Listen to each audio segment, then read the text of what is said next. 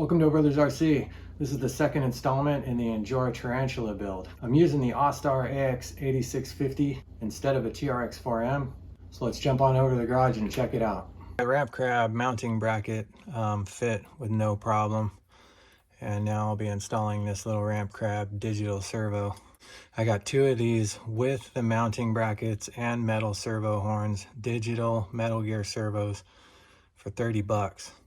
I've already installed one in my other Injora IR40 build, and it's holding up great, even with giant tires and a lot of weight in the truck. If you want to pick these up, the link will be in the description.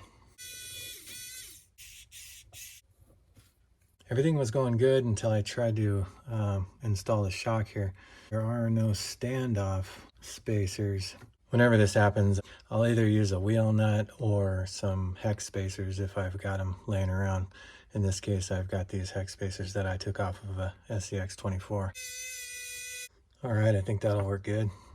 All right, so shocks are on and everything seems to be articulating well. The servo is definitely a tight fit, but the only trouble I'm having with it is right here.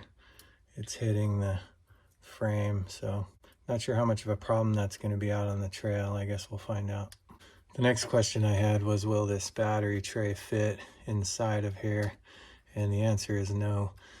The battery tray for the AX8650 is definitely bigger than the Trx4m, and it does not fit down inside here well enough to bolt, so I'm gonna have to cut it up a little bit. So I cut the sides off and the back. Fits in there pretty nice now. Just have to use Velcro tape to install the battery. All right, now I gotta take everything apart that I did yesterday to get these overdrive gears in.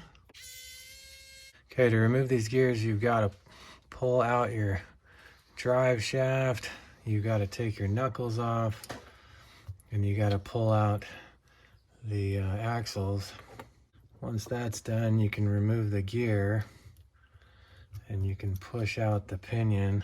Put a little grease on this pinion, a little grease on the ring gear, drop that in, come back in with the brass diff cover. I just want to check if there's any play here,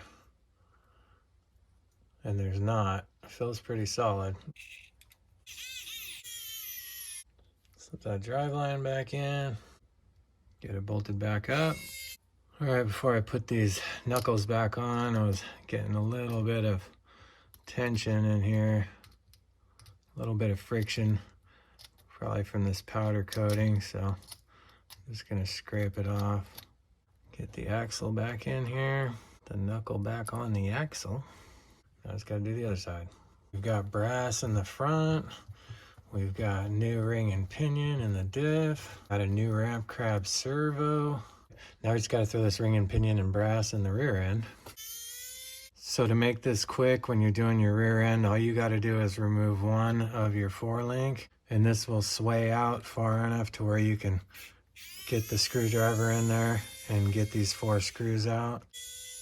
So it sucks to have to remove the axles to get the ring and pinion out, but it's just part of the process. But while I've got the axle out, I'm going to go ahead and straighten it. This axle came bent from the factory. I noticed it the first day I was driving the truck. Fire, fire, fire, fire, fire! That's pretty cool. Just get that fire and just like stick it on there and just get it all fiery. Yeah, fire's pretty cool. Yeah, pretty freaking cool. Fire, fire, fire! Shut up, dumbass.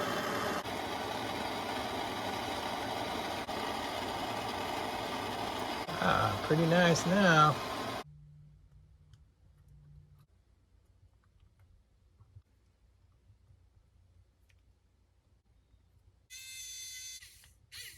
Okay, so we're instantly having trouble with these gears. I put the RC boys in the front, which is the 1224, and it worked great. But this AMK 1226 in the back is not working at all. It's binding up immediately, and I'm getting absolutely no turnage.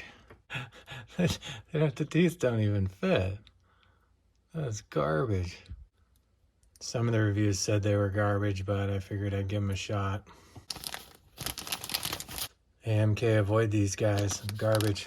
I'm just gonna put the other 1224 from RC Boys in the back. Okay, we got the brass diff cover, the new ring and pinions are in there. So this ass end is greased up and ready to go. That's what Hunter Biden said. All right, it's time to install the wheels and tires so I can get this thing out for a test drive and make sure everything's functioning correctly before I go any farther. These are a fairly heavy wheel and tire. They're 1.2 inch and they got the Injora swamp plows on there, 70 millimeters by 27. These are huge and they're sticky and they are badass. Before I put them on, I want to add some more weight. So I get my trusty copper wire and I'm going to use it to wrap the ring. Do is you just pull off a length, grip it with your pliers and start bending it around the wheel. You want to keep track of how many rings you're putting on so you can do equal or less with each wheel. This also is a great way to balance out your truck. If you put your truck on a scale and you've got a different weight on any tire, you can add a ring or two or whatever and perfectly balance out your truck this way. All right, I got one tire done and here's the Hobby Park wheel extender brass weight. I'm going to throw that on there as well. I got 12 loops of the copper wire inside here. And man, I can already feel the weight on there. That is heavy.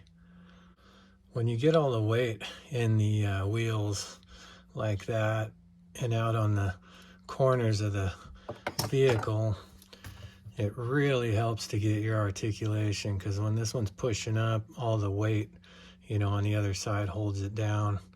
Really, really works well that way. People talk about rotational weight as well. And rotational weight really only makes a difference when you're going fast. It's called centrifugal force. And when you get going fast, that rotational weight can become a problem. When you're going slow, the rotational weight makes almost no difference at all. Ooh, that looks good. All right, let me get the rest of the tires on this thing.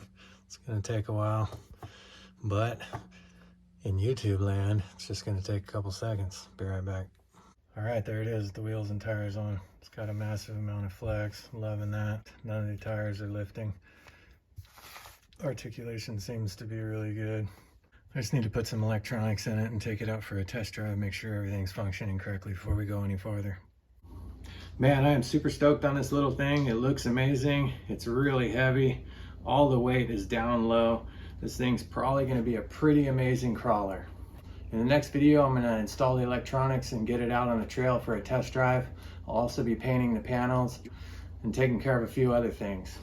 If this video helped you out in any way or you enjoyed the content, please hit the like and subscribe buttons. Then smash the bell to get notified of the next video in this series. And remember, when you think RC, think communism is for dumbasses. Oh yeah, dumbasses, yeah.